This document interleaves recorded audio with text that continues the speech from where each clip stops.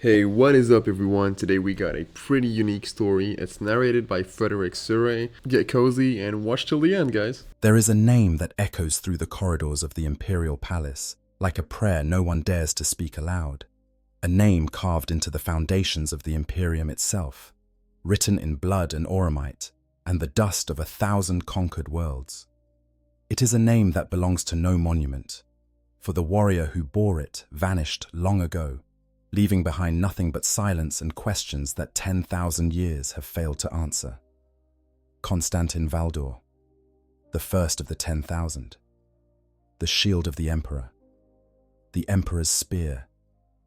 He was the greatest custodian who ever lived, a being so perfectly forged for war and guardianship that even the Primarchs, those demigods of battle who commanded legions of superhuman warriors, regarded him with something between respect and unease. He stood at the right hand of the Emperor of mankind through the bloodiest chapters of human history, from the savage unification of Terra to the galaxy-spanning nightmare of the Horus heresy. He watched empires rise and fall. He killed things that should not have existed. He carried a weapon forged by the Emperor's own hands, a spear that whispered truths into his mind every time it took a life. And then, one night, without ceremony or explanation, he simply walked away. No farewell to his brothers. No formal abdication recorded in the archives. No final battle or dramatic last stand. The most powerful guardian the Imperium had ever known turned his back on the golden throne, looked upon the palace he had defended for centuries, whispered 2 words into the darkness, and disappeared from history. Only in death. Those 2 words are the beginning of the most famous maxim in all the Imperium. Only in death does duty end. But Valdor never finished the sentence. He left it hanging in the cold air of a Terra still scarred by war, still mourning its broken emperor, and then he was gone. His weapons never made their way to the Hall of Armaments. His auramite armor was never recovered. The Custodians, those watchful sentinels who could track a single heartbeat across a continent, had no idea where he went. And that is the mystery we are here to unravel tonight. Not just the disappearance, though that alone would be enough to fill an evening. We are going to walk through the entire life of Constantin Valdor, from the shrouded darkness of his origins on ancient Terra to the cataclysmic battles that shaped the Imperium, through the horror of the heresy, and into the shadows of the 41st Millennium, where whispers speak of a figure called the King in Yellow, who may, just may, be the ghost of the greatest custodian who ever drew breath. So settle in, get comfortable. This is going to be a long one, and every moment of it matters. To understand Valdor, you first have to understand what a custodian guard actually is, because they are not Space Marines. That distinction matters enormously, and it is one that the custodians themselves would insist upon with quiet, immovable certainty. A Space Marine is a soldier, a weapon of war mass-produced through gene seed implantation and hypnotic conditioning, designed to fight in legions, to follow orders, to serve as the Emperor's conquering army. A custodian is something else entirely. Each one is a unique masterwork, individually crafted from infancy through processes so complex and so secret that even the Mechanicum has never fully understood them. Where Space Marines are forged on the anvil of necessity, custodians are sculpted with the care of an artist who will never repeat the same work twice. They are taller than Astartes, stronger, faster. Their senses are sharper, their reflexes quicker, their minds more acute. They do not fight as part of a rigid military hierarchy, but as individual warriors, each one capable of operating alone as an army unto himself. They train not just in warfare, but in philosophy, politics, art, and espionage. Their purpose is not to conquer worlds, but to protect a single life, that of the Emperor, and everything they are has been shaped toward that singular purpose. And of all these extraordinary beings, Constantin Valdor was the first, or at least the first to survive. He does not remember which it was. That detail, like so many details of his early existence, has been lost to the processes that transformed him from a human child into something beyond human comprehension. What he does know, or what has been pieced together from fragmentary records and guarded whispers, paints a picture that is as unsettling as it is fascinating. Let us go back, then, to the very beginning. Back before the Imperium existed. Back before the Great Crusade, or the Horus Heresy, or any of the galaxy-shaking events that would follow. Back to a time when Terra itself was a broken world, shattered by millennia of conflict, and ruled by petty tyrants and warlords who fought over the ashes of a civilization long since fallen to ruin. When it was in this age of darkness that the Emperor began his great work, and it was in this age that he found a child who would become his most loyal servant. The origins of Constantin Valdor are wrapped in mystery so thick that even 10,000 years of imperial scholarship have failed to penetrate it. What we know comes from scattered sources, fragments of conversation recorded by those who knew him, and the rare moments when Valdor himself let slip some detail of his former life before the transformation that made him what he became. According to Amar Astarte, the brilliant and ultimately tragic geneticist who played a crucial role in the creation of the Space Marines, the Emperor killed Valdor's original parents. Not out of cruelty, but out of a cold and calculated necessity that would come to define so much of the Emperor's behavior in the millennia that followed. The master of mankind moved entire armies across continents to locate and retrieve this one specific child. Entire military campaigns were waged, not for territory or resources, but for a single infant whose potential the Emperor had somehow identified across the chaos of a world at war. Think about that for a moment. In an age when the Emperor was still consolidating his power, when every soldier and every resource was precious beyond measure, he dedicated enormous military effort to finding one baby. Whatever the Emperor saw in the child who would become Valdor, it was important enough to reshape the strategic priorities of an emerging empire. Valdor himself remembers almost nothing of this. The processes that transformed him into a custodian were begun in infancy, and they were thorough enough to strip away nearly everything that had come before. He does not remember his parents' faces. He does not remember the sound of their voices or the warmth of their embrace. He does not even remember his original name, if he ever had one. Constantin Valdor was given to him afterward, drawn from the traditions of old Earth, and bestowed upon him as part of his new identity as a weapon and a guardian. This is one of the quietly devastating details of Valdor's existence that is easy to overlook. Every custodian undergoes a similar transformation, selected in infancy and remade through genetic manipulation so profound that it rewrites the very foundations of their being. But Valdor was the first success, which means the process had not yet been refined. He was the prototype, the experiment that worked when others presumably did not. How many children were subjected to these procedures before one finally survived? How many died screaming in laboratories beneath the Emperor's fortress while the master of mankind refined his techniques? These are questions that the Imperium does not ask, and Valdor himself has never answered. What emerged from those laboratories was something unprecedented. A warrior who stood eye to eye with the Primarchs themselves, those gene-forged demigods who would later command the Space Marine legions. Valdor possessed supernatural strength and grace. His body, a physically perfect specimen, imbued with capabilities that bordered on the divine. His skin around his implants was neither livid nor necrotic, while a detail that the official records specifically note, suggesting that earlier attempts had not been so clean.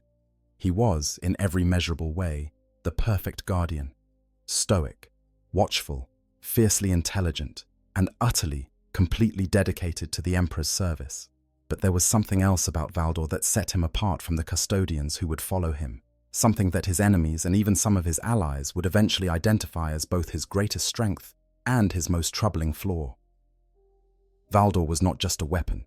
He was the Emperor's confidant, his counselor, his companion, In a court full of warriors and politicians and schemers, Valdor was the one being that the Emperor seemed to trust completely, and that trust gave him an influence that even the Primarchs could not match.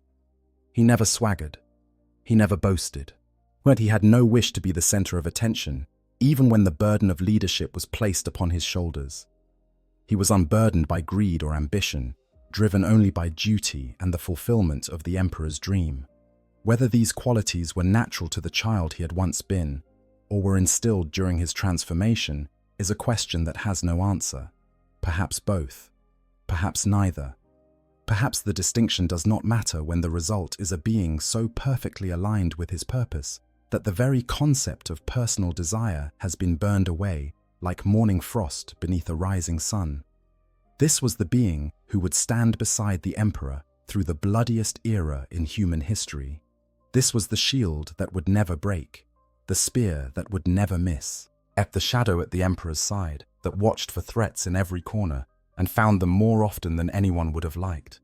And this was the being who would eventually walk away from everything he had been created to protect. But we are getting ahead of ourselves. Before Valdor could become a legend, he first had to earn it. And the place where legends were born in those dark days was the battlefield. Terra, in the age before the Imperium, was not the gleaming throne world that later generations would know.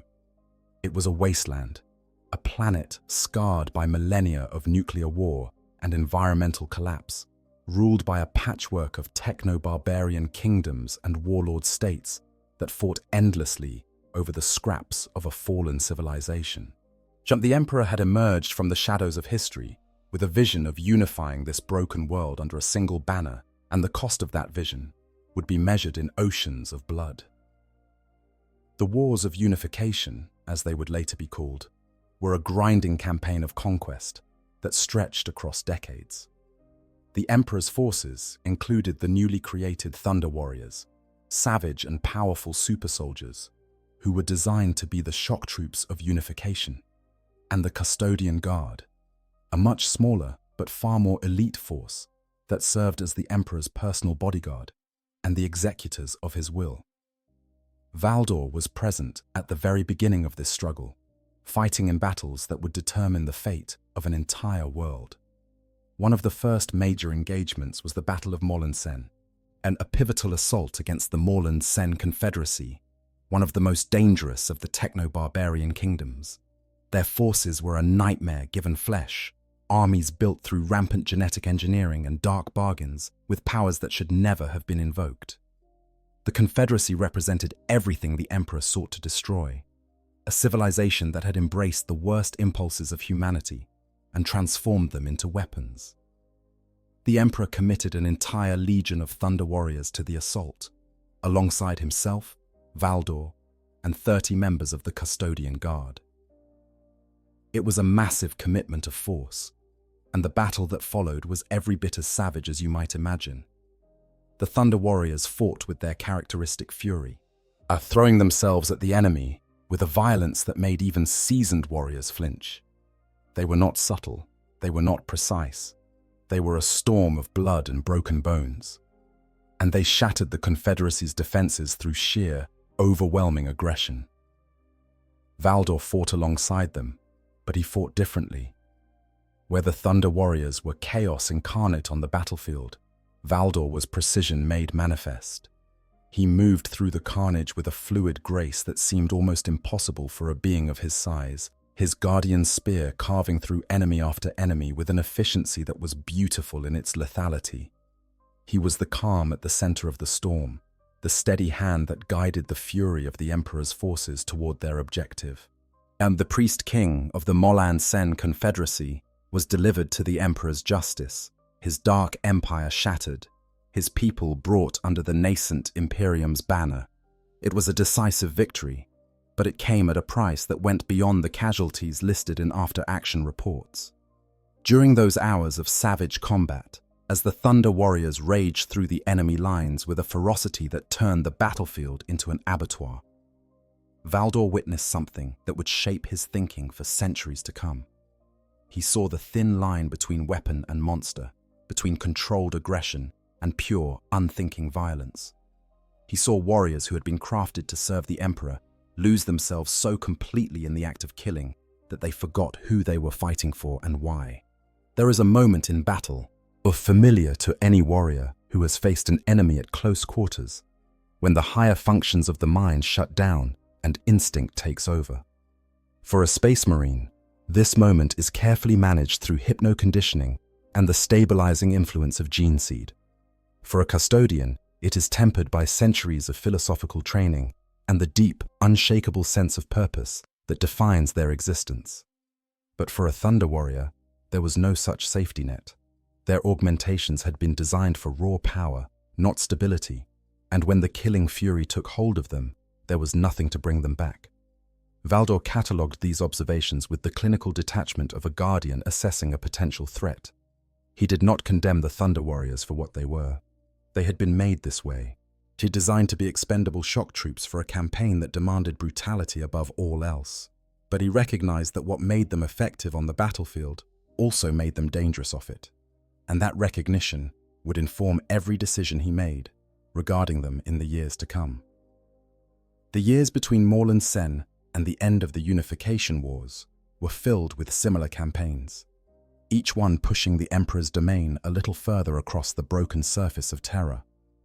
Warlords fell, kingdoms crumbled, ancient strongholds that had endured millennia of siege were broken open by the combined might of the Thunder Warriors and the Custodian Guard, their populations absorbed into the growing Imperium, whether they wished it or not. Through it all, Valdor was the Emperor's shadow. He attended war councils and whispered strategic advice. And he undertook missions of assassination and infiltration that the historical records barely mention, but that were, in their own quiet way, as decisive as any pitched battle.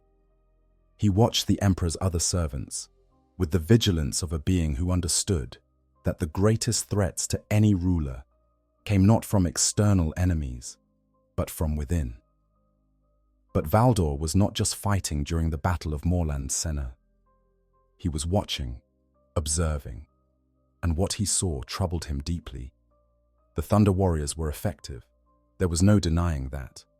Their ferocity was unmatched, their strength overwhelming, their willingness to absorb punishment and keep fighting almost supernatural. But they were also unstable. Their emotions ran too hot, their aggression too difficult to control. They were weapons that could turn in the hand at any moment. And Valdor, with his custodian's eye for threat assessment, recognized the danger they represented. This observation would prove prophetic in ways that no one, except perhaps the Emperor himself, could have anticipated. A handful of years after Morland Sen, Valdor undertook a mission of a very different nature. He traveled to the Anwatan steppes and assassinated Koyazu, the region's ruling minister. This was not a battlefield engagement, but a surgical strike, the kind of work that the custodians excelled at, but rarely discussed. More importantly, Valdor claimed Koyazu's son, a child named Ra Endymion, for the Legio Custodes. Ra would go on to become one of the most significant custodians in history, a tribune who would play a crucial role in the war within the Webway. But in that moment, yet he was just a child, taken from his mother's court by a golden giant who had just killed his parent. The parallel with Valdor's own origins is difficult to ignore. The Emperor had killed Valdor's parents to claim him. Now, Valdor was killing Ra's mother to claim her son. The cycle of sacrifice and transformation that defined the Custodian Guard was repeating itself, each generation built upon the bones of the one that came before. As the Unification Wars ground toward their conclusion, the Emperor's victory became increasingly certain. The techno-barbarian kingdoms fell one by one, their warlords killed or subjugated, their populations absorbed into the growing Imperium. But with victory came a problem that the Emperor had anticipated, but that few others had considered. The Thunder Warriors were no longer needed. They had been designed for a specific purpose, to conquer Terra, and that purpose was nearly fulfilled. Worse, the genetic modifications that gave them their incredible power were flawed. Their bodies were breaking down, their lifespans drastically shortened, by the very processes that had made them superhuman. They were dying by degrees, and those who remained were becoming increasingly erratic as their biology failed them. The Emperor's solution was as ruthless as it was efficient. At the Battle of Mount Ararat, the final engagement of the Unification Wars, the Thunder Warriors were betrayed. Custodian forces under Valdor's command fell upon them, cutting down the very soldiers who had fought and bled to build the Emperor's domain. It was a massacre, carried out with the cold precision that only the Custodians could bring to such a terrible task. Valdor oversaw this culling personally. He did not relish it, he did not celebrate it, but he did not hesitate either. The Thunder Warriors were a threat, and threats to the Emperor were to be eliminated. It was that simple and that brutal. But not all of the Thunder Warriors died at Mount Ararat. Some escaped the slaughter, disappearing into the underhive warrens and forgotten tunnels of Terra to nurse their wounds and their hatred in equal measure. Among them was a warrior named Ushotan, the Primarch of the 4th Legion of Thunder Warriors, known as the Iron Lords. Ushotan was a superlative warrior and general, a being who had earned even Valdor's respect through his battlefield prowess and his fierce, dark-humored loyalty to his brothers. Ushotan would remember what was done to his kind, and he would come back for an accounting. The reckoning came during what history would record as the Palace Coup, an event that would test Valdor in ways that no battlefield engagement ever could. It began with Grand Provost Marshal Uwoma Kandawire, a high-ranking imperial official who had discovered the truth about the Thunder Warrior massacre. Kandawire was not evil. She was not a traitor. She was, in many ways, the most dangerous thing a tyrant can face, a true believer in justice who could not look away from an atrocity, no matter who had committed it. Kandawire assembled a coalition of unlikely allies. There was Ushotan and his surviving Thunder Warriors, broken and bitter, but still capable of terrible violence. There was Amara Starte, the geneticist who had helped create the Space Marine program, but had grown disillusioned with the Emperor's plans. And there were various military units loyal to Kandawire's authority, soldiers who believed they were acting in the name of law and order. Their plan was not to overthrow the Emperor. Kandawire wanted to bring Valdor to justice, to force the Captain General to answer for the extermination of the Thunder Warriors before the Emperor's own judgment. It was a noble goal, pursued through catastrophically naive means. Valdor knew the conspiracy was brewing. He had dispatched one of his custodians, a warrior named Simonus, to infiltrate and monitor Kandawire's network. But even Valdor had underestimated the scope of the alliance arrayed against him, and the coup struck before it could be fully contained.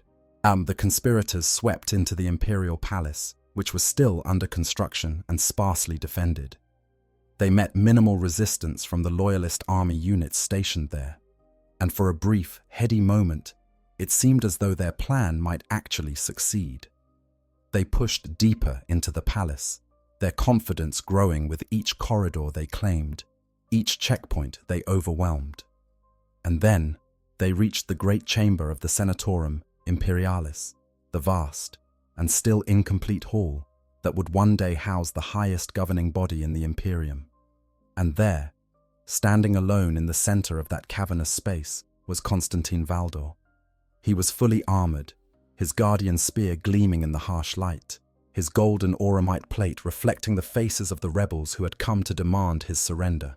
While he stood there with the absolute stillness of a statue, watching them file into the chamber with their weapons drawn and their hearts full of righteous anger, and he asked them to stand down. It was not a demand. It was not a threat. It was a request, delivered with the quiet certainty of a being who knew exactly how this was going to end and wished, genuinely, that it could end differently. Valdor respected Ushotan. He understood Kandawire's motives. He recognized the pain that had driven these people to take up arms against the only authority that mattered. But they refused. Of course they refused. They had come too far, sacrificed too much, and burned too many bridges to turn back now. Ushotan in particular had no interest in surrender. He had come to fight, to rage against the injustice that had been done to his brothers. And if that fight ended in his death, then at least it would be a death with meaning. Valdor gave a signal, and the chamber erupted. From the shadows emerged 10,000 warriors of the First Legion of Space Marines, the Proto-Astartes, who had just completed their training and had never yet seen combat. This was their first battle, their baptism of fire, and it was against the very predecessors they had been created to replace. The Space Marines moved with a discipline and coordination that the Thunder Warriors could not match, their bolter weapons speaking in thunderous unison as they advanced in perfect formation. It was a massacre. The Thunder Warriors fought with desperate courage, their savage strength cutting down Space Marines even as the weight of numbers and superior tactics overwhelmed them. But the outcome was never in doubt. The rebels were crushed, their forces broken against the golden wall of Valdor's preparation. In the heart of the carnage, Valdor and Ushatan found each other. The duel between them was a thing of terrible beauty. Ushotan fought with a powered broadsword that leaked red plasma from its damaged power cell, its energy field flickering and sputtering as he swung it with the strength of a being who had nothing left to lose. Valdor met him with the cool, measured precision that defined everything about the Captain General, his guardian spear deflecting and countering each blow with an economy of motion that made the violence look almost gentle. In the end, Valdor struck the killing blow. Ushatan fell, his body broken, his ancient armor cracked and leaking, his life draining away onto the chamber floor. But before he died, Ek the Thunder Warrior. Primarch spoke words that would haunt Valdor for centuries to come. He told Valdor that he pitied him, not because Valdor had killed him, not because Valdor served a master who discarded his soldiers like broken tools, but because Valdor was empty, devoid of emotion, devoid of humanity. Ushotan had lived a short life, a brutal and painful life filled with violence and betrayal, but he had lived it as a man. He had felt rage and love and sorrow and joy. Valdor, for all his power and all his purpose, felt nothing. He was a weapon that could think but could not feel, a machine wrapped in golden skin that mimicked the motions of humanity without ever truly experiencing it. Valdor agreed with this assessment. He acknowledged it without bitterness or defensiveness, the way one might acknowledge a mathematical truth. And then he ended Ushotan's suffering with a mercy strike, because even that small kindness was something Valdor could calculate the value of, if not truly feel. Kandawire was spared. Valdor let her leave the palace to retire in peace, because he could not fault someone who was genuinely loyal to the Imperium, no matter how misguided their methods. It was a decision that revealed something important about Valdor, something that complicated the image of an emotionless weapon. He was capable of mercy. He was capable of recognizing the difference between an enemy and a patriot who had chosen the wrong path. Whether that capacity came from some remnant of the child he had once been, or from the Emperor's own influence, no one can say. But the palace coup marked a turning point for Valdor in another way. It was the moment when the first soldiers of the Legions Astartes took the field, the beginning of the Space Marine program that would eventually overshadow the Custodians entirely. The Thunder Warriors were gone, replaced by a new breed of super soldier that was more stable, more disciplined, and infinitely more numerous. The Age of Conquest was beginning, and with it, the roles of those who had built the Imperium were about to change forever. With the unification wars concluded, and Terra brought under a single banner for the first time in millennia, a new order emerged on the throne world. At the apex of this order stood three figures who would shape the destiny of humanity for generations to come: the Emperor of Mankind, Malcador the Sigillite, and Constantin Valdor. This ruling triumvirate represented three pillars of imperial power: the visionary, the administrator, and the guardian. Valdor's position within this triumvirate was unique and, in some ways, paradoxical. He held a rank that was, in certain respects, higher than that of a Primarch. He sat at the center of imperial power on Terra, privy to secrets that even the Emperor's gene sons would never know. He had the ear of the Master of Mankind in ways that no other being in the Imperium could claim. And yet, he seldom exercised this influence beyond the scope of his immediate responsibilities. This restraint was not born of weakness or timidity. It was a reflection of Valdor's fundamental nature. He had been created for a specific purpose, the protection of the Emperor, and everything else was secondary to that purpose. The petty concerns of conquest and glory, dominion and victory, meant nothing to him. He did not desire territory or titles. He did not crave recognition or power. He simply was what he was, a guardian of absolute and unwavering devotion, and he expected nothing more from existence than the opportunity to fulfill his function. This is what makes Valdor such a fascinating and, in some ways, tragic figure. He was arguably the most powerful non-Primarch warrior in the Imperium, a being with the authority to override Space Marine commanders and the combat ability to back that authority up with force if necessary. He had the ear of the Emperor in ways that even Malcador might have envied, and he wanted none of it, not because he was humble, though he was, but because wanting things was simply not part of his nature. The capacity for personal desire had been engineered out of him, or perhaps it had never been there in the first place, and what remained was a being of pure function, as elegant and as limited as a blade. During the Great Crusade, as the Imperium expanded across the stars and the Primarchs were recovered one by one from the worlds where they had been scattered, Valdor's role evolved in subtle but significant ways. He was no longer just a bodyguard. He was a sentinel, watching for threats that others could not see, assessing dangers that others refused to acknowledge. The discovery of each new Primarch was greeted with celebration by most of the Imperium, but Valdor regarded each reunion with a wariness that bordered on suspicion. He had good reason. The Primarchs were extraordinary beings, each one a demigod of tremendous power and ability, but they were also deeply flawed in ways that their father either did not see or chose to ignore. They carried the scars of their scattered childhoods, the imprints of the cultures that had raised them, and, Valdor feared, the influence of the warp through which they had been hurled. He watched them with the same cold assessment that he had once directed at the Thunder Warriors, and he came to many of the same troubling conclusions.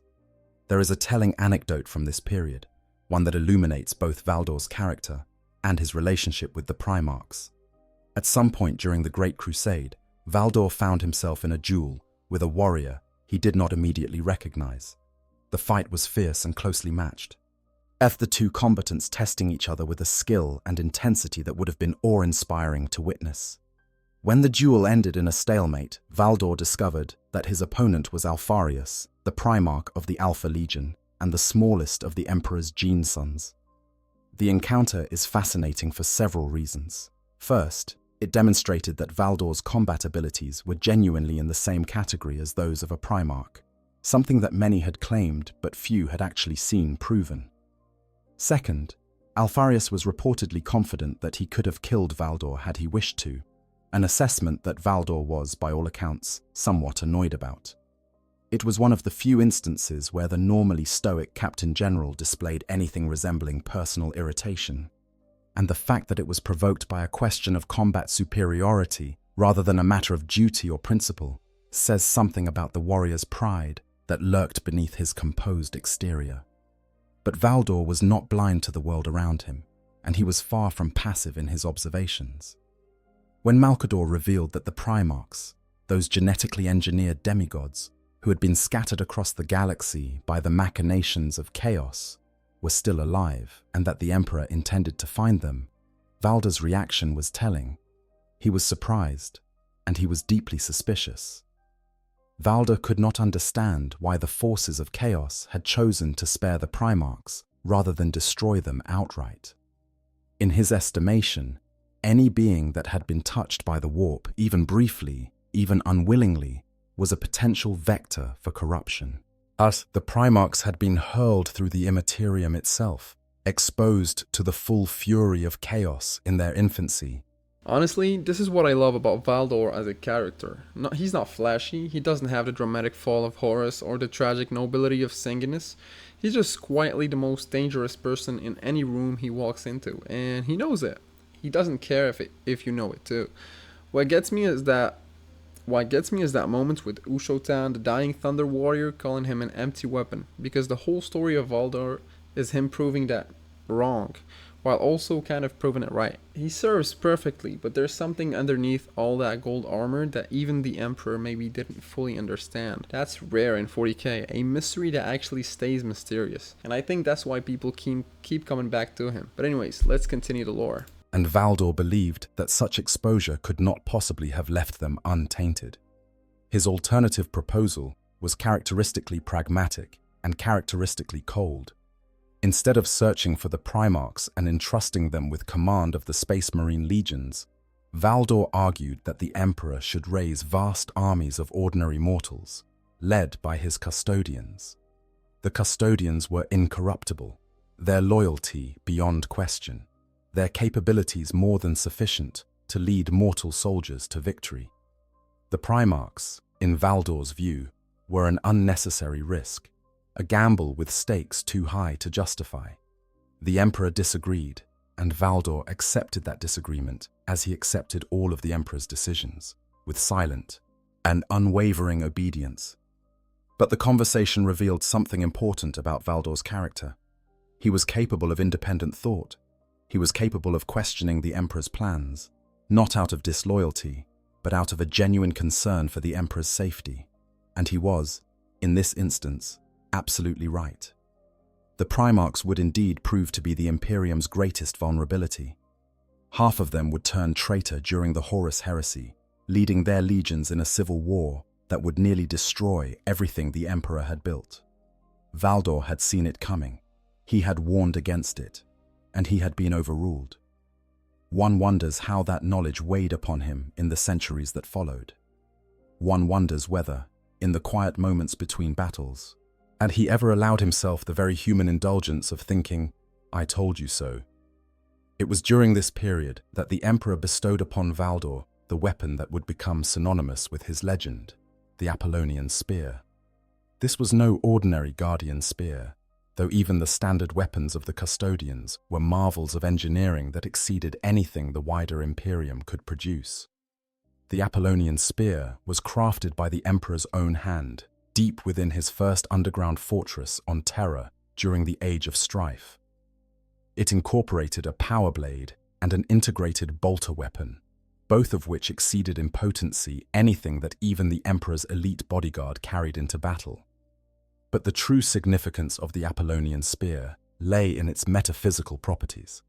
When Valdor killed with this weapon, the spear granted him truths about the being it slew, not merely their name or their history, but their essential nature, the core truth of what they were beneath the layers of flesh and ambition and self-deception. Every kill brought Valdor understanding, and every understanding brought him closer to a comprehension of the universe that few mortals could endure. The Emperor intended this as a safeguard. By forcing Valdor to understand his enemies, the spear was meant to prevent the Captain General from becoming too callous, too detached from the reality of the lives he was ending. It was a check on his power, a reminder that every enemy was, at some fundamental level, a being with a truth worth knowing. But consider what this meant in practice. Every time Valdor killed, the spear whispered secrets into his mind. Every traitor, every heretic, every demon, every twisted creature of the warp left its imprint upon his consciousness. Over the centuries, Valdor accumulated an understanding of evil that no other being in the Imperium possessed. He knew the truth of corruption from the inside, not through experience, but through the forced intimacy of his weapon's gift. The Apollonian spear had a sister weapon, the Dionysian spear, which functioned as a mirror image. Where the Apollonian spear granted truths to its wielder about those it cut, the Dionysian spear revealed truths to those it pierced about themselves. The Emperor would eventually give the Dionysian spear to Leman Russ, the Primarch of the Space Wolves, and the two weapons together represented the dual aspects of truth, the knowledge of others and the knowledge of self. And the naming was deliberate and deeply symbolic. In the philosophy of Friedrich Nietzsche, who was himself drawing on ancient Greek mythology, the Apollonian represents order, logic, reason, and individual clarity. The Dionysian represents chaos, passion, emotion, and the primordial state from which all things emerge.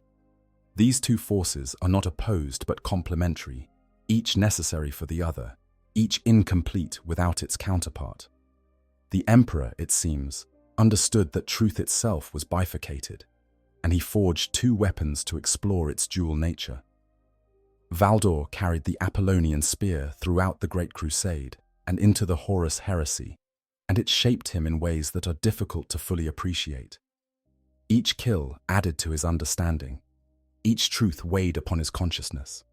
By the time of the Siege of Terra, Valdor had accumulated 1,932 names, each one representing a deed of such significance that his fellow custodians had formally recognized it with the addition of a new title. By the 41st Millennium, a book containing his complete name was so long that it filled an entire volume. Think about what that means. 1,932 deeds of honor, each one witnessed and acknowledged by beings who were themselves the most elite warriors in the galaxy. 1,932 moments of service so exceptional that they warranted formal recognition from an organization that measured excellence on a scale that most humans could not even comprehend. And behind each of those names, hidden beneath the glory and the honor, were the truths that the Apollonian spear had whispered into Valdor's mind. The secrets of the dead, piled upon each other like stones in a cairn, are building higher and heavier with each passing year until the weight of knowledge became something that even a custodian might struggle to bear. The first great test of the Horus heresy came not on the killing fields of Istvan or in the corridors of the Imperial Palace, but on a world of crystal spires and ancient learning called Prospero, the homeworld of the Thousand Suns Legion. Prospero was a monument to the pursuit of knowledge, its capital city of Tizca, filled with soaring pyramids and vast libraries that contained the accumulated wisdom of an entire civilization of warrior scholars. Magnus the Red, the Primarch of the Thousand Suns, had seen the future. Through his mastery of the psychic arts, he had glimpsed the coming betrayal of Horus and the galactic civil war that would follow. Desperate to warn his father, Magnus had used a powerful sorcerous ritual to project his consciousness across the stars and breach the psychic wards, protecting the Emperor's most secret project, the extension of the ancient Eldari webway that would have given humanity a safe means of interstellar travel free from the dangers of the warp. Magnus's warning was genuine. His intentions were good, but the consequences of his actions were catastrophic beyond measure. His psychic breach tore open the Emperor's carefully constructed wards, allowing demons to flood into the webway tunnel and threatening the very foundations of the Imperial Palace. The Emperor's great project, decades of work and planning and sacrifice, was ruined in an instant by the very son who had sought to save him. The Emperor was furious. He issued a writ of censure, ordering that Magnus be brought back to Terra in chains to answer for his actions. The force assembled for this mission was formidable. Nearly 1,000 custodians under Valdor's direct command. 3 full vigils of the Silent Sisterhood, approximately 3,000 of those null maidens, whose very presence could snuff out psychic power like water drowning a candle flame. And fatefully, the Space Wolves Legion under their Primarch, Leman Russ. Valdor's role in this expedition was crucial. He carried the Emperor's seal and the authority to meet high justice within his realms.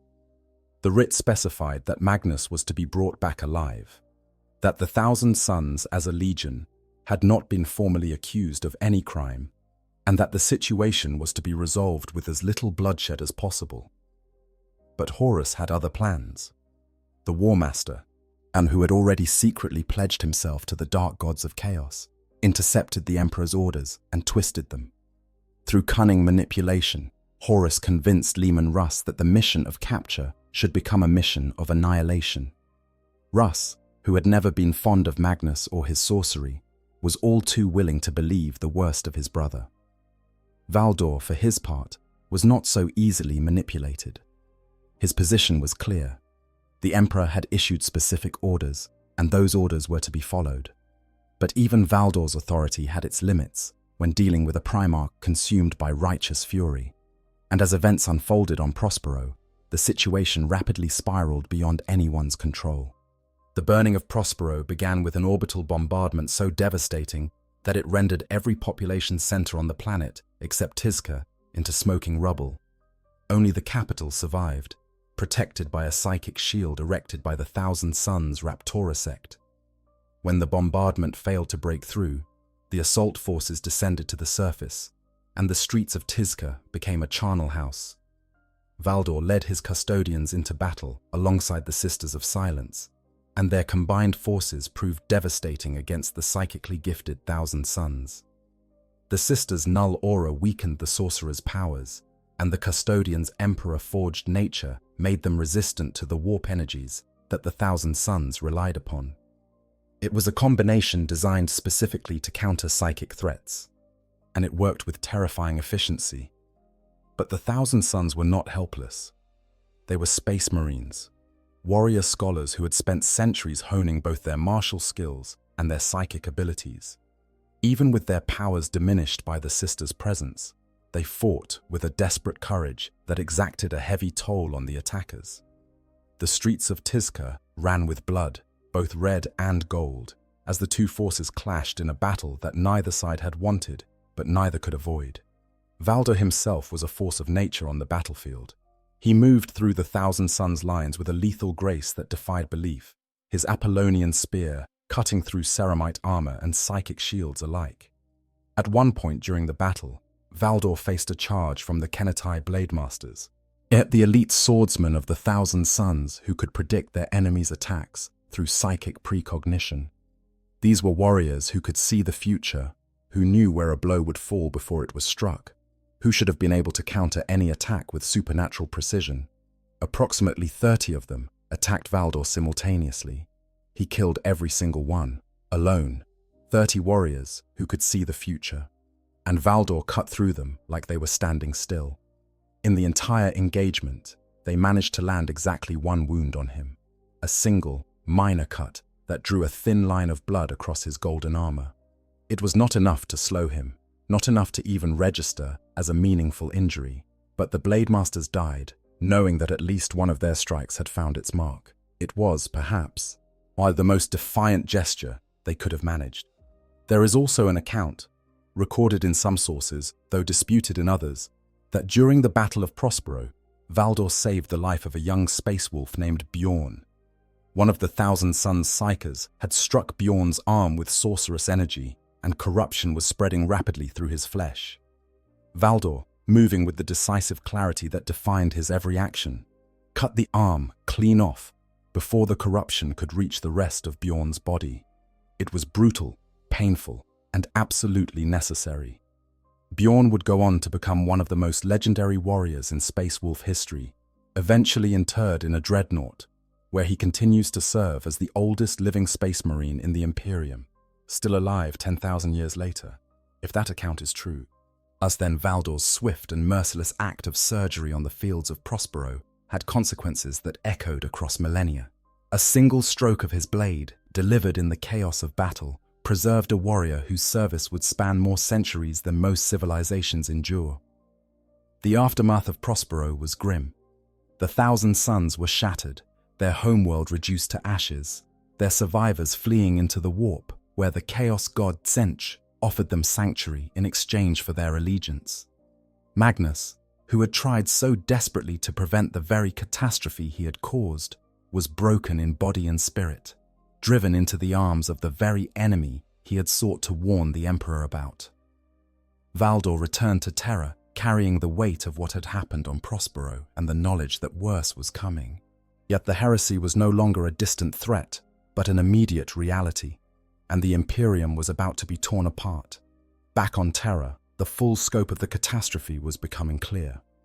Horus Lupercal, the War Master of the Imperium, and the Emperor's most trusted son, had formally declared his rebellion against the throne. When the news reached Valdor through one of his custodians, Amon Tauramachian, who had returned from an extended blood game, Valdor's response was characteristically measured but revealing.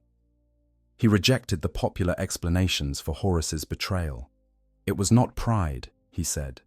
It was not resentment or ambition, or any of the mundane motivations that mortals might ascribe to a fallen hero. Valdor had known the War Master personally, and he believed that something external had driven Horus mad. As something had reached inside the most powerful warrior in the Imperium and twisted him into something unrecognizable.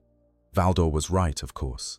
The corruption of chaos, channeled through the warrior lodge of the Lunar Wolves, and catalyzed by the events on the moon of Davin, had poisoned Horus from within.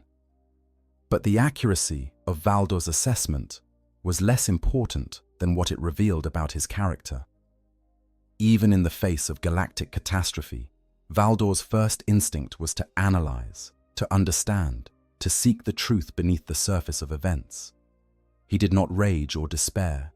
He assessed, and then he acted.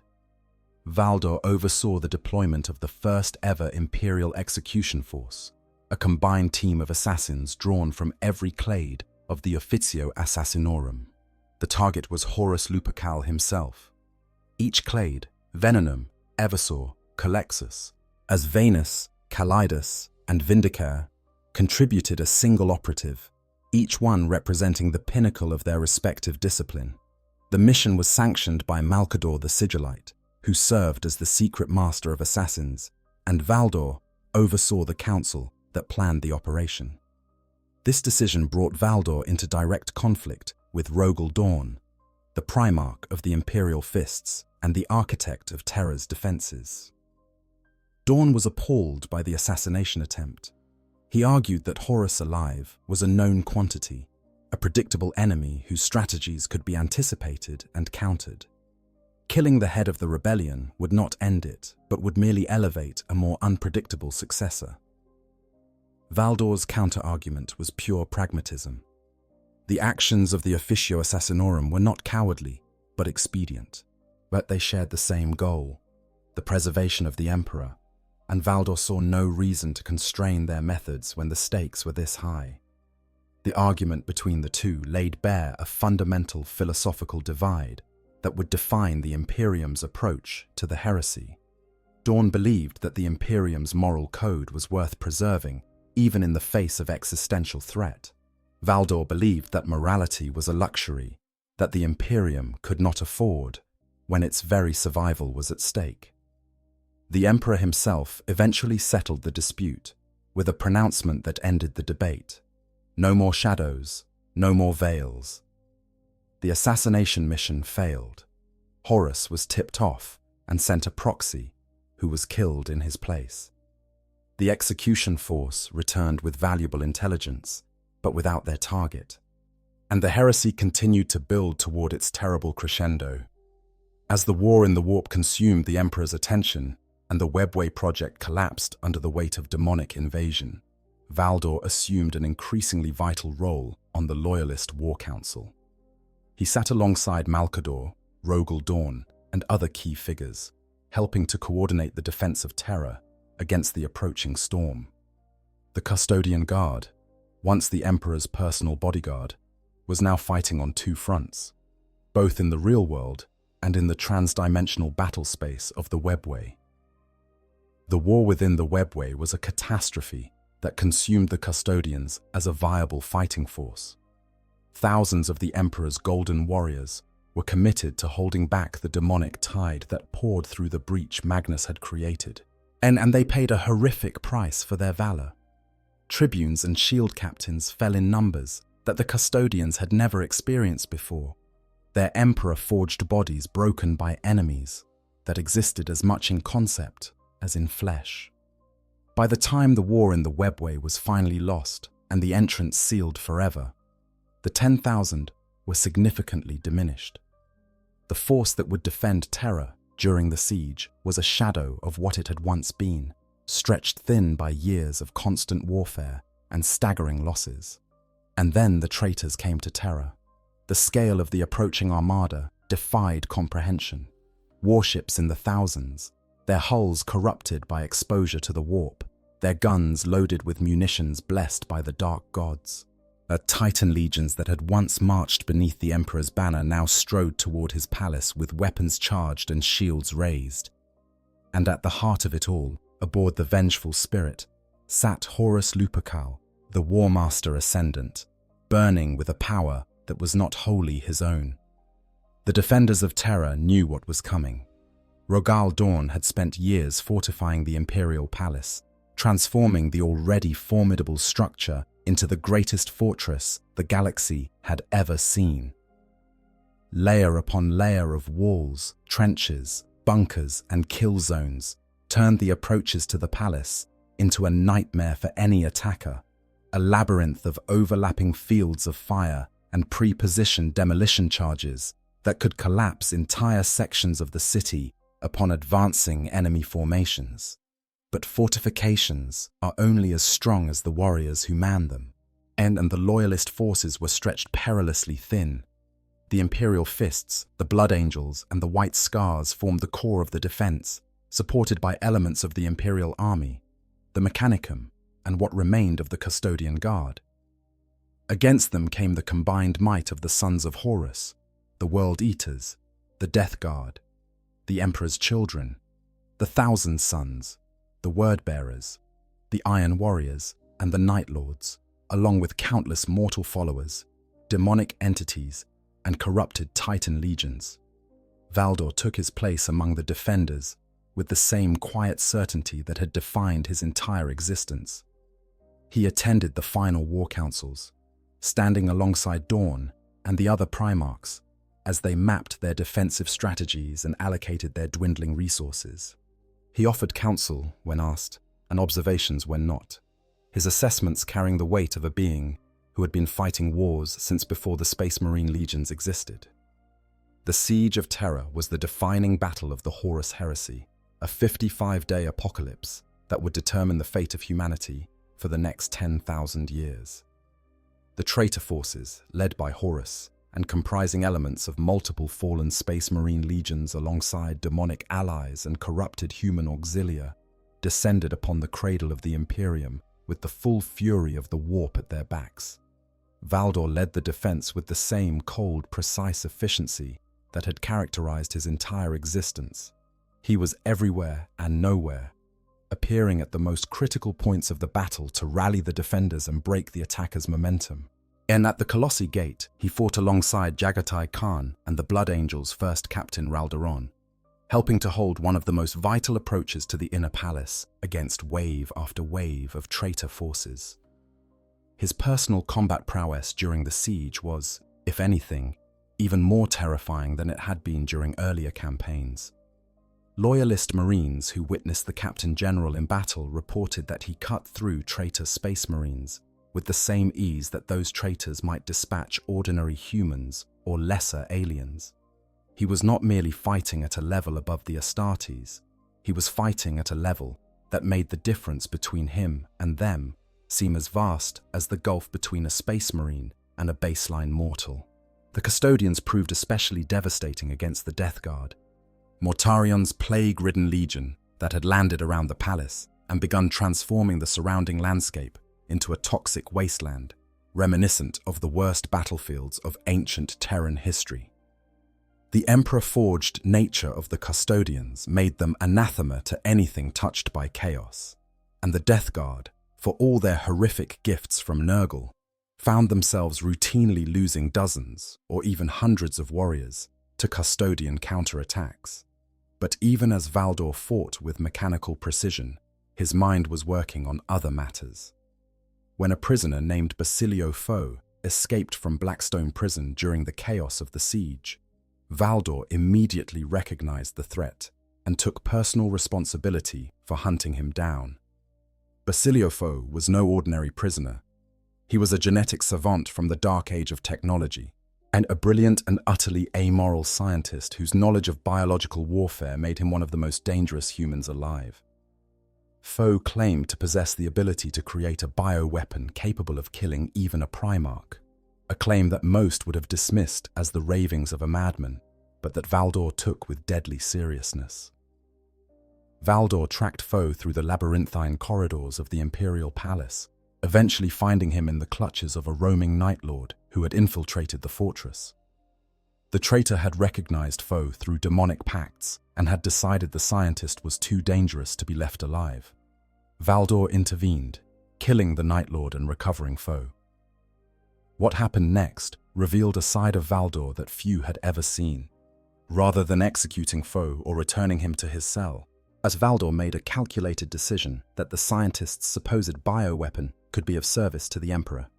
He kept Foe alive and under Custodian guard, preserving a resource that might prove decisive in the battles to come.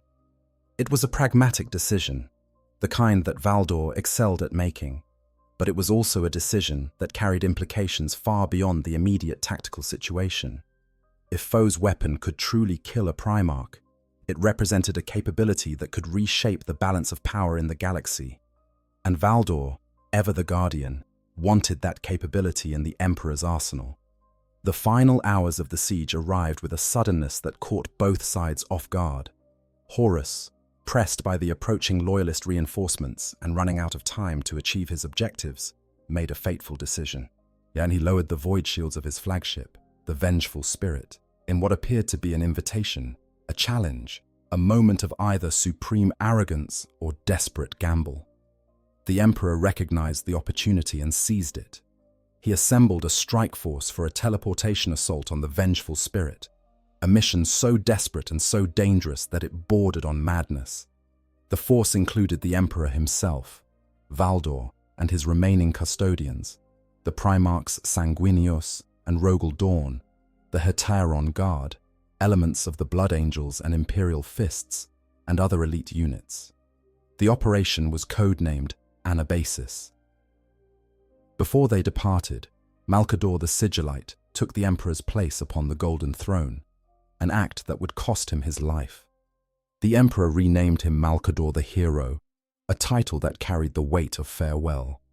Valdor left Basilio Foe and his weapon in the hands of his own custodians, ensuring that the scientist's knowledge would be preserved regardless of what happened aboard the Vengeful Spirit.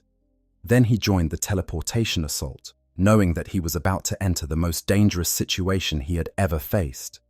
The assault on the Vengeful Spirit was a nightmare beyond anything the Loyalist forces had anticipated.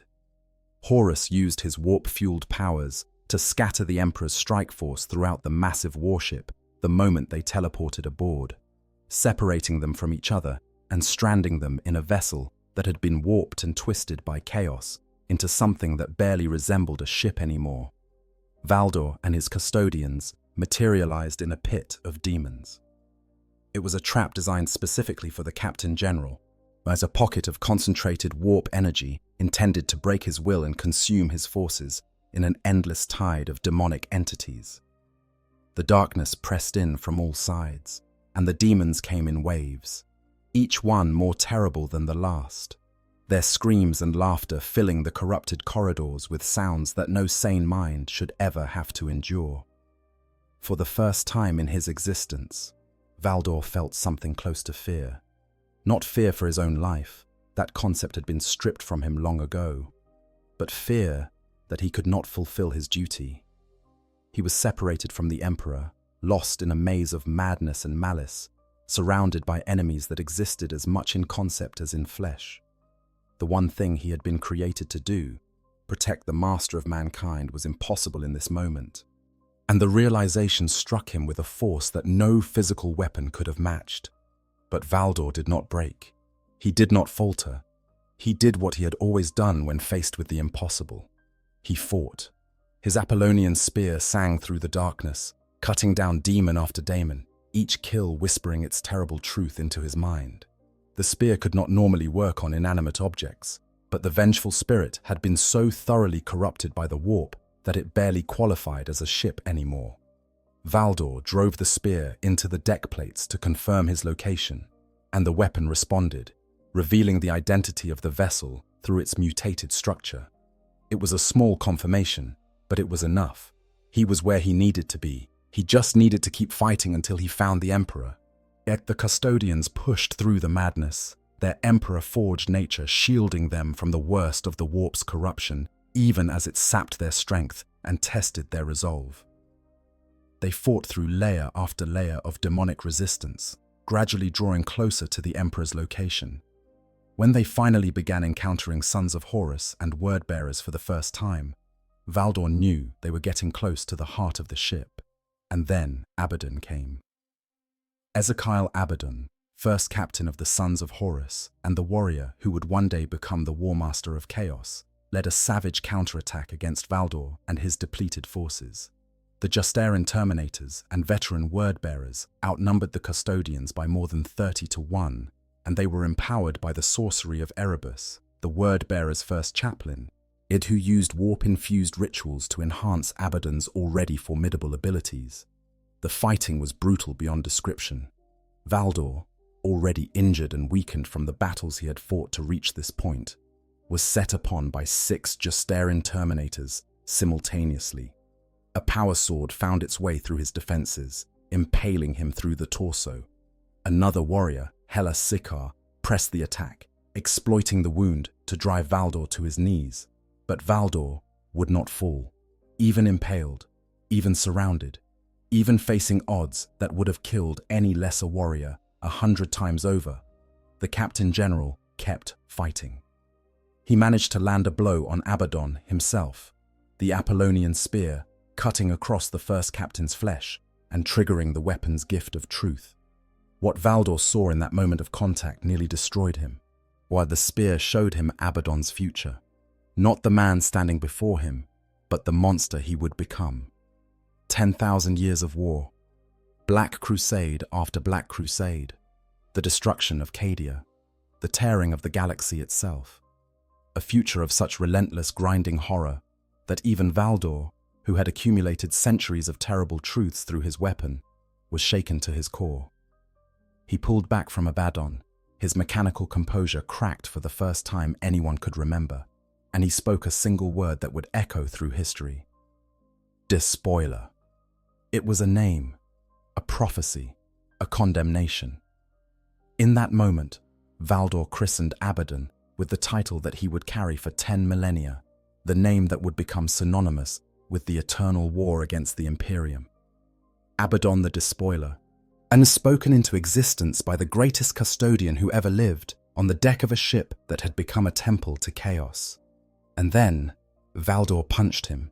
It was not an elegant move. It was not the calculated precision of a master warrior. It was raw, ugly, almost human in its simplicity. Valdor, the being who had been accused of having no emotions, who had been pitied for his emptiness by a dying thunder warrior, drove his fist into Abaddon's face with the force of something that went beyond mere anger. The future he had seen had broken something inside him, or perhaps it had awakened something that had always been there, buried beneath the layers of duty and programming. The Blood Angels contingent of Operation Anabasis, driven berserk by some terrible psychic resonance, added to the chaos of the battle, and Valdor and Dawn were forced to fight through both the traitors and their own maddened allies, a nightmare scenario that pushed even these superhuman warriors to their absolute limits. Eventually, Valdor and Dawn escaped Abaddon's forces and made their way deeper into the ship. What they found at the end of their journey was both a victory and a tragedy so profound that it would define the next 10,000 years of human history. In Lupercal's court, the heart of the vengeful spirit, they discovered Garviel Loken and a warrior called Litu as the only survivors. Around them lay the corpse of Horus and the grievously wounded emperor of mankind. The sight of the emperor, broken and dying, did something to Valdor that no enemy had ever accomplished. It made him weep. Valdor, the emotionless weapon. Valdor, the empty shell pitied by a dying thunder warrior. Valdor, the machine wrapped in golden skin. He stood over his master's shattered body, and the tears came. Not from programming, not from duty, from something deeper, something that had survived the transformation of a stolen child into a golden god of war, something irreducibly human. The other surviving custodians wept alongside him. These beings who had been crafted to be above such mortal weaknesses, who had been designed to function in any circumstances without the interference of emotion, stood in the court of a dead traitor and mourned. It was, in its way, the most human moment in the entire Horus heresy, a reminder that even beings forged in the furnace of superhuman engineering retained some connection to the raw, a vulnerable thing that made them more than just machines with heartbeats. The scene in Lupercal's court deserves a moment of quiet contemplation, because it represents the culmination of everything Valdor had been and everything he was about to become. This was the moment when his entire purpose collapsed. He had been created to protect the Emperor. He had dedicated every moment of his existence to that single, all-consuming objective. He had fought and killed and sacrificed and endured for centuries, all in service to one being, and now that being lay broken before him, hovering somewhere between life and death, in a state that defied easy classification. Valdor had failed, not through any lack of effort or ability, but through the cruel mathematics of a universe that does not reward devotion with fairness. He had done everything right, at everything that could possibly have been asked of him, and it had not been enough. The Emperor was dying, and all the skill and power and unwavering loyalty in the galaxy could not undo what Horus had done in that final, terrible confrontation. For a being whose entire identity was built upon the foundation of successful service, this failure must have been devastating beyond anything we can imagine. It was not just a tactical defeat or a strategic setback. It was an existential crisis, a fundamental challenge to the meaning of his existence. If Valdor existed to protect the Emperor, and the Emperor could not be protected, then what was Valdor?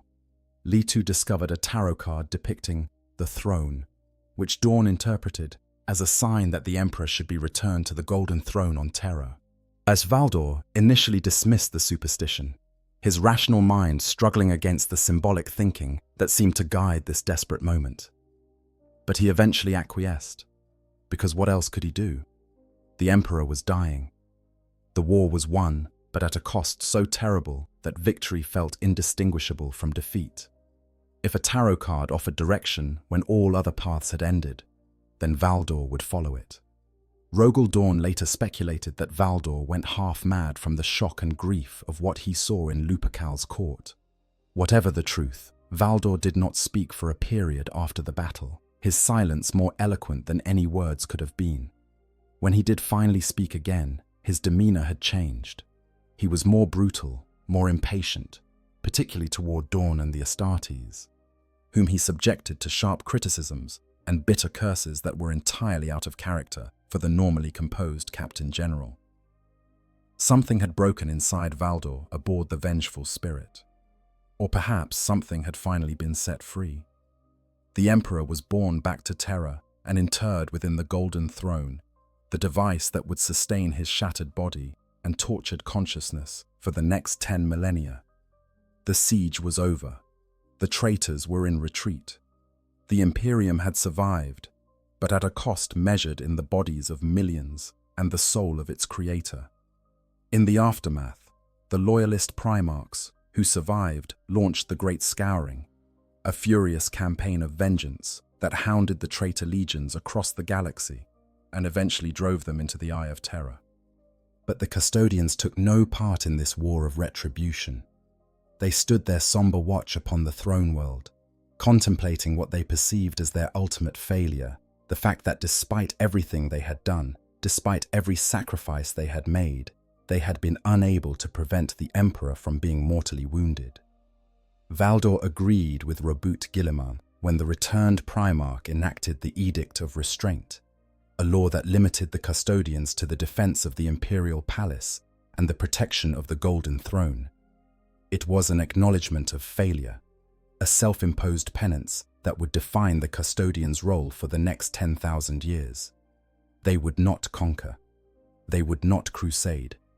They would watch and wait and remember what they had failed to prevent. It was during this period that Leman Russ arrived on Terra. The Wolf King was distraught, pessimistic, shattered by what had befallen the Imperium and the Emperor he had loved. When he spoke with Valdor, the contrast between them was stark. Russ wore his grief openly, his emotions as raw and uncontrolled as the storms of his homeworld of Fenris. Valdor, by contrast, projected confidence. He told Russ that the master of mankind had foreseen all that had transpired and had planned accordingly. The Emperor's vision extended beyond the comprehension of his servants, and what seemed like catastrophe might ultimately prove to be part of a design too vast for mortal minds to grasp. It was a comfort, it was a reassurance, and it was, at least in part, a lie. Because secretly Valdor was not sure if any of it was true. Yet he wanted to believe that the Emperor had foreseen the heresy and had prepared contingencies that would guide the Imperium through the darkness to come. He wanted to believe that the shattered figure on the Golden Throne still possessed the vision and the will to steer humanity's fate. But he could not know for certain, and that uncertainty gnawed at him in ways that no enemy had ever managed. Valdor stepped down from the position of Captain General, handing the rank to a successor elected from within the Custodian ranks. This was unprecedented. Valdor had held the position since the earliest days of the Custodian Guard, and his departure left a void that no single warrior could fill. But the transition was handled quietly, without ceremony or fanfare, because that was Valdor's way. He did not crave attention. He did not desire recognition. He simply did what needed to be done and moved on. And then came the night. The sources describe it with a sparseness that makes the moment all the more haunting. Sometime during the Great Scouring, around the same time that Leman Russ himself disappeared from the Imperium, Valdor slipped out of the Imperial Palace under cover of darkness. He moved silently, undetected by the very surveillance systems that he had helped design, past the guards he had trained, through the gates he had defended with his own blood. At the threshold, he stopped. He turned back, one last time, and looked upon the Imperial Palace. This was the place where he had been reborn, where he had stood alone against the Thunder Warriors and unleashed the Space Marines for the first time, where he had debated with Primarchs and counseled an Emperor, where he had watched his brothers march to their deaths in defense of a dream that was now lying in ruins. He whispered 2 words: "Only in death." The beginning of the imperial maxim, "Only in death does duty end." But Valdor left the sentence unfinished, and that incompleteness has fueled 10,000 years of speculation. Was he saying that his duty was over? That the Emperor's death, or near death, had freed him from his obligations? Or was he saying the opposite, that duty did not end even in death, and that he was embarking on a new mission that would carry him beyond the walls of the palace and into the darkness of the galaxy? There is a third possibility that few have considered. What if the 2 words were not a statement, but an observation? Or only in death might not refer to duty at all, but to the Emperor's condition. Only in death, only through the Emperor's interment on the Golden Throne, only through the near extinction of everything the Imperium was supposed to represent, had the truth of what needed to be done become clear to Valdor. The sentence needed no ending because the ending was obvious. Only in death had Valdor finally understood what was required of him, and the understanding itself was the end of one story and the beginning of another. We will likely never know which interpretation is correct. Valdor left no further explanation. He did not say goodbye to the custodians who had served under him for centuries. He did not leave instructions for his successor or messages for the Primarchs who would reshape the Imperium in the years ahead. He simply left. He's carrying with him the weight of millennia and the knowledge of a universe that had broken every promise it had ever made. Picture that moment. The greatest warrior the Imperium had ever produced. A being who had fought beside the Emperor since before the Space Marines existed, walking alone through the darkened corridors of a palace still scarred by the wounds of the siege. The bodies had been cleared, but the damage remained. Great gouges in the walls where artillery had struck, scorch marks on the marble floors where demons had manifested and been destroyed, the lingering smell of death that no amount of sacred incense could fully mask. Valdor walked through all of it, past the shrines to fallen heroes and the empty chambers where battle brothers who would never return had once slept, past the great gates that he had helped to defend, and the watchtowers where his custodians still stood their eternal vigil. And then he was gone. Through the outer gates, past the final checkpoints, into the sprawling ruins of the throne world that stretched away from the palace in every direction. The city beyond the walls was a wasteland, shattered by the siege and populated by survivors who were only beginning to understand the scale of the catastrophe that had befallen their world. Valdor walked among them unseen, a golden ghost in a city of ashes, and then he was gone. His weapons and armor disappeared with him. The Apollonian spear, that gift from the emperor's own hand, never made its way to the Hall of Armaments, where the custodians stored their most sacred relics. In note, some sources suggest the spear was left behind and stored as a relic, to be wielded rarely in the most terrible of circumstances. The contradiction in the records is itself telling. Even the basic facts of Valdor's departure are uncertain, clouded by time and conflicting accounts. Valdor became one of 3 captain generals to have gone missing without even the Adeptus Custodes being aware of the details. The Custodians, whose intelligence networks spanned the galaxy and whose surveillance capabilities were without equal, could not find a trace of their founder. It was as if he had simply ceased to exist. For 10,000 years, the mystery of Valdor's disappearance remained exactly that, a mystery. The Custodians elected new leaders.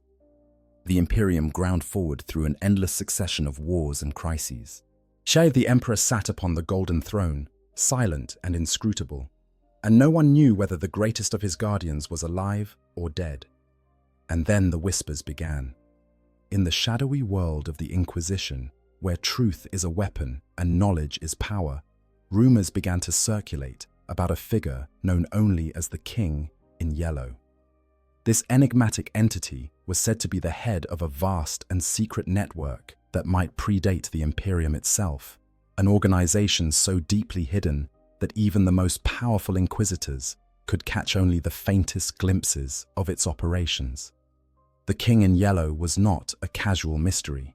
He was, by all accounts, one of the most significant figures in the galaxy, a being whose plans and machinations were drawing the attention and the fear of virtually every major power in existence. The Inquisition considered him a dire threat. Multiple traitor legions, including the Alpha Legion, Word-bearers, Emperor's Children, Night Lords, Thousand Sons, and Iron Warriors, wanted him destroyed, and 5 entire Aeldari craft worlds had allied together for the sole purpose of locating and eliminating him. Think about the scale of that response. 5 craft worlds is an extraordinary commitment of Aeldari resources, the equivalent of a species that normally guards its numbers with obsessive care, suddenly throwing everything it has at a single target. Whatever the King in Yellow was doing, it was significant enough to terrify beings who had been playing the great game of galactic politics for millions of years. The trail of the King in Yellow eventually led to a place called the City of Dust. The City of Dust was not a city in any conventional sense. It was a pocket dimension, a bubble of altered reality carved out within the warp itself. Planet-sized and seemingly stable, it was a fortress of order built in the very heart of chaos, a concept so audacious and so impossible that its mere existence challenged everything the Imperium thought it knew about the nature of reality. Within the City of Dust, the King in Yellow had assembled forces of staggering power. Hundreds of golden warships, eerily reminiscent of Custodian vessels. Thousands of winged space marines who bore a disturbing resemblance to cloned versions of the Blood Angels or their Primarch. Hundreds of cloned nulls, each one hosting a demon that they could command and direct like a weapon, and custodians. Members of the Adeptus Custodes who had somehow found their way to the King in Yellow's service. It was an army on the scale of a great crusade legion, assembled in secret over the course of millennia, hidden in a dimension that should not have been able to exist. The story of the King in Yellow's identity was revealed, or at least partially revealed, through the experiences of Elizabeth Bequin, a pariah who served as the protagonist of Dan Abnett's Bequin novel series. Over the course of the Pariah and Penitent novels, Bequin and her allies slowly unraveled the mystery surrounding the king in yellow, a journey that took them through layers of deception and danger that would have destroyed lesser investigators. Bequin eventually managed to enter the City of Dust itself, a feat that nearly cost her everything. Within that impossible place, she encountered the king's forces and was nearly dragged before him.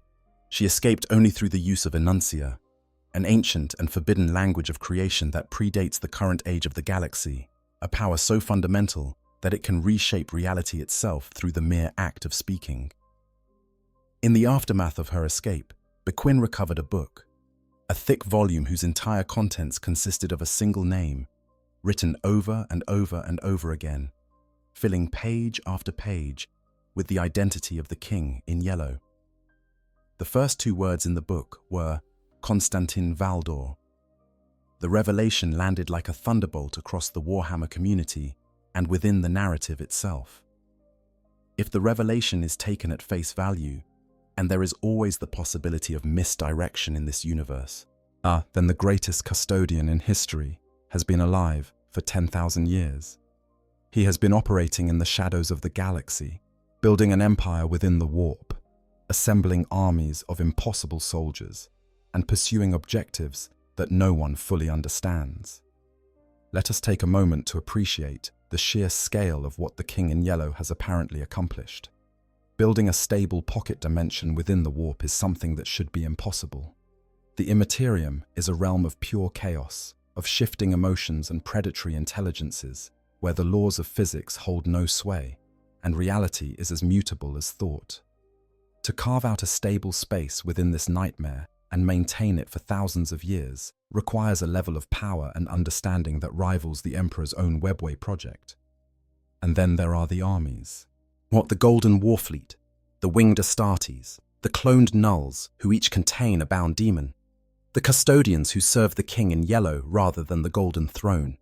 Every element of this force speaks of resources and knowledge that should not exist outside the highest echelons of imperial power. Whoever built this army had access to genecraft technology at least comparable to what the Emperor used during the Great Crusade, and they had the time and the patience to use it on a scale that dwarfs most military buildups in imperial history. If this is Valdor's work, then he has spent 10 millennia doing what the Emperor could not finish.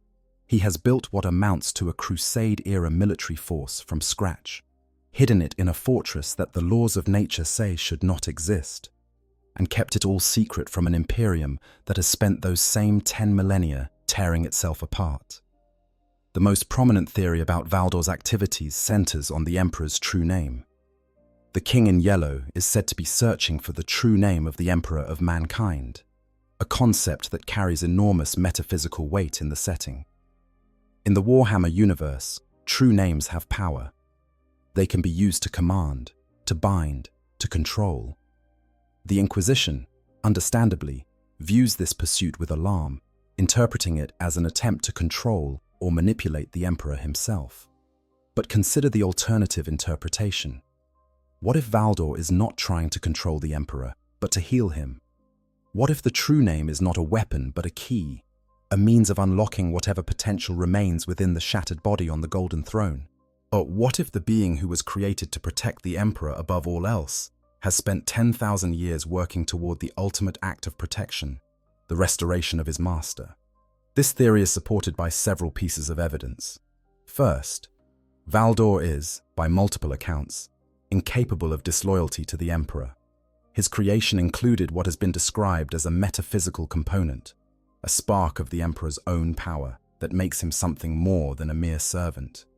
He is, in some sense, an extension of the Emperor's will, and the idea that he could turn against his master is, by this logic, literally impossible. Second, the forces arrayed against the King in Yellow are telling. The traitor. Legions want him destroyed. The forces of chaos are actively working to stop whatever he is doing. If Valdor had fallen to chaos or was working against the Imperium, why would the servants of the dark gods be trying so desperately to prevent his plans from succeeding? Third, The City of Dust itself bears a striking resemblance to the Emperor's original Webway project, a safe haven within the warp where order can be maintained and the predatory entities of the Imperium can be held at bay.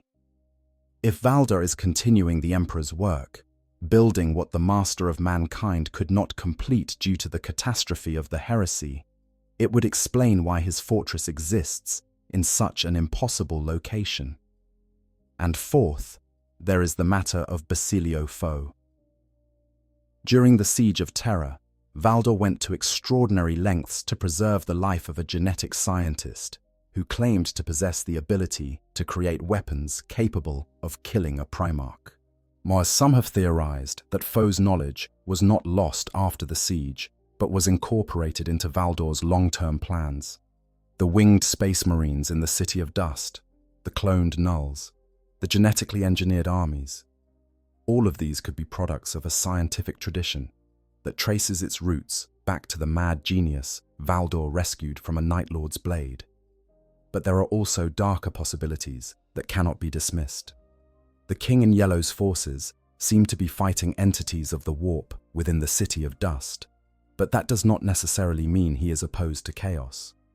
The warp is not a unified force. Its gods and their servants are in constant competition, and an enemy of one chaos faction might be an ally of another. Valdor's understanding of demons, it gained through centuries of killing them with the Apollonian spear and absorbing their truths, could have given him knowledge that was as corrupting as it was illuminating. And then there is the question that the dying demon aboard the Space Hulk in our earlier tale asked. You are already ours. You are already empty. What if the gradual erosion of Valdor's humanity, the same process that affects all beings who exist too long in proximity to the warp's influence, has transformed him into something that is technically still loyal to the Emperor, but has lost the moral framework that would give that loyalty meaning? The Bequin trilogy is not yet complete, and the final answers to these questions remain locked in the mind of Dan Abnett and the narrative plans of Games Workshop. The third and final novel, Pandemonium, has been long anticipated by the community, and its eventual release will presumably shed light on the King in Yellow's true nature and intentions. What we can say with certainty is this: Valdor's story is not over. The greatest custodian in history is still out there, somewhere in the darkness between the stars, pursuing objectives that 10,000 years have not been enough to complete. Whether he is humanity's salvation or its final doom remains to be seen. And so we come to the end of our journey, though Valdor's own journey is far from finished. We have walked through the life of a being who spans the entire history of the Imperium, from its bloody birth in the wars of unification to its uncertain future in the shadow of the Great Rift. We have seen him fight and kill and grieve and disappear. We have watched him transform from a stolen child into the golden spear of an emperor's will, and then into something else entirely. A ghost in the darkness, a king without a throne, a guardian whose charge lies broken and silent on the other side of the galaxy. What makes Valdor's story so compelling is not just the scale of his achievements or the mystery of his disappearance. It is the question that runs through every chapter of his existence, like a thread of gold through a funeral shroud. What does it mean to be loyal? Valdor's loyalty was never in question. From the moment of his creation, he was devoted to the Emperor, with a totality that bordered on the absolute. But loyalty is not a simple thing, and even a being as perfectly crafted as Valdor was forced to confront its complexities. As when the Emperor ordered him to stand down regarding the Primarchs, Valdor obeyed, even though he knew the decision was wrong. When the heresy proved him right, he did not say, "I told you so," but instead doubled down on his commitment to the Emperor's defense. When the Emperor fell, Valdor wept, not because his programming told him to, but because somewhere beneath the golden armor and the superhuman modifications, there was still a fragment of the child who had been taken from his parents and remade into something extraordinary. And when he walked away from the palace, whispering those two incomplete words into the darkness, he was not abandoning his duty. He was redefining it. The Emperor on the golden throne was beyond the protection that a guardian could provide. The Imperium had its defenders, its primarchs and its space marines, its armies and its fleets. What it needed now was something else, something that only Valdor, with his unique combination of power, knowledge, and unwavering purpose, could provide. We do not know what that something is. We may not know for years or decades, or until the very end of the Warhammer 40,000 narrative itself. But the clues are there, scattered across novels and codices and community posts, like breadcrumbs, leading into a forest that no one has yet had the courage to fully explore. The child whose parents were killed by an emperor. The warrior who stood alone against thunder warriors and watched them die at his command. The guardian who faced 30 psychic swordsmen and killed them all with a single wound to show for it. The leader who wept over the body of a fallen god. The ghost who whispered, "Only in death," and vanished into the stars. Constantin Valdor, the first of the 10,000, the shield of the emperor, the emperor's spear, the king in yellow. He is still out there, and whatever he is doing, it is going to change everything. There is something deeply resonant about Valdor's story that goes beyond the details of battles fought and empires defended. At its core, his tale is about the tension between purpose and personhood, between being a weapon and being a man. Ushatan saw it, dying on the floor of the great chamber, with pity in his fading eyes. The Apollonian spear showed it to Valdor with every kill, flooding his mind with the truths of beings who had lived and died and loved and feared in ways that the Captain General could understand intellectually, but never experience directly. For most of his existence, Valdor accepted his nature without complaint. He was what he was. He served as he was created to serve. The question of whether he was happy, or could be happy, or even understood what happiness meant, was irrelevant. Purpose was enough. Duty was enough. The Emperor's dream was enough. But there are cracks in that perfect facade. Moments where something more complex peeks through the golden mask of the Eternal Guardian. His decision to spare Kandawire. His grief at the Emperor's fall. His fury toward Abaddon. His quiet confession to Russ that he was not certain the Emperor had planned for any of this. Each of these moments suggests a being who is more than the sum of his programming, a consciousness that retains some spark of the child who was stolen from his parents and remade into something extraordinary. As the Warhammer universe is full of characters who struggle against their nature, Space Marines fighting the genetic imperatives of flawed gene seed, Eldari wrestling with the hunger of she who thirsts, even the Primarchs battling against the roles that the Emperor designed them to fill. But Valdor's struggle is unique because he may not even be aware that it is happening. He does not rage against his limitations like Angron. He does not rebel against his purpose like Lorgar. He simply continues, century after century, doing what he was made to do, while the quiet question of who he might have been if no one had ever taken him from his parents grows louder in the silence between battles. Maybe that is what the Apollonian spear was really teaching him all along. Not just the truths of his enemies, but the truth of himself. The truth that beneath the gold and the duty and the engineered perfection, there is still a human heart beating, faint, buried, almost forgotten, but present, always present. And maybe that is why he walked away. Not because his duty was over, but because he finally understood that duty alone was not enough. That the Emperor needed more than a weapon to save him. He needed someone who cared. That is the story of Constantin Valdor, and it is far from finished. There are layers to this character that we could spend entire additional episodes exploring, from the philosophical implications of the Apollonian and Dionysian spears, to the detailed blow-by-blow of his combat aboard the Vengeful spirit. Each thread we pull reveals 3 more, and each answer raises a dozen new questions. That is the beauty of this setting, and that is why we keep coming back to it. The 40,000 universe is vast enough and deep enough and dark enough to sustain an infinite number of stories, each one more fascinating than the last. And Valdor's story, with its blend of superhuman spectacle and quietly devastating humanity, is one of the best of them. If you enjoyed this deep dive into the lore of the first Custodian, do me a favor and hit that like button. It makes a real difference in getting this content out to more people who share our love for the grim darkness of the far future. And if you haven't already, subscribe to the channel and tap that notification bell so you never miss an upload. I have so many more stories to tell, so many more characters to explore, and I want you here for all of them.